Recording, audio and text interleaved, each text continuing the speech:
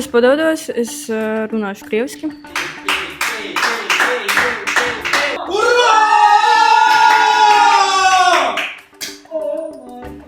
Я думаю, то, что учиться все-таки в удаленной школе это более эффективно, более разумно, и это влияет больше на будущее, так как то же самое, как он сказал, 12 классов образования, они тоже есть, при этом есть выбор.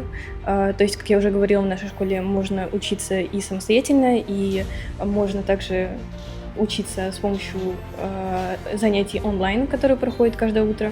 Вот можно выбрать, у тебя есть выбор, консультации, все это есть, все то же самое, что и в обычной школе, но при этом еще есть возможность направить этот опыт в будущее. Я хочу сказать, было очень вкусно. И не важно то, что у меня сейчас соль везде там падает.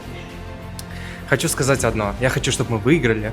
Отдаленная школа самая лучшая, потому что она тебе поможет управлять твое время, собраться с мыслями, найти свое и найти свое призвание в жизни. Согласна? Я согласна. Neskatoties uz to, kurā skolā jūs mācāties, jūs zinat, kāpēc jūs tur esat. Jūs spējat pamatot savu viedokli. Un tas ir pats svarīgākais. Nav pareizās izvēles kādam vienam.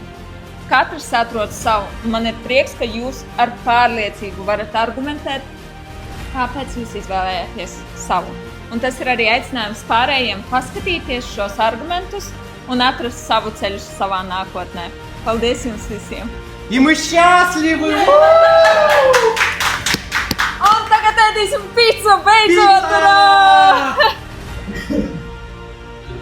Tas gan bija negaidīti.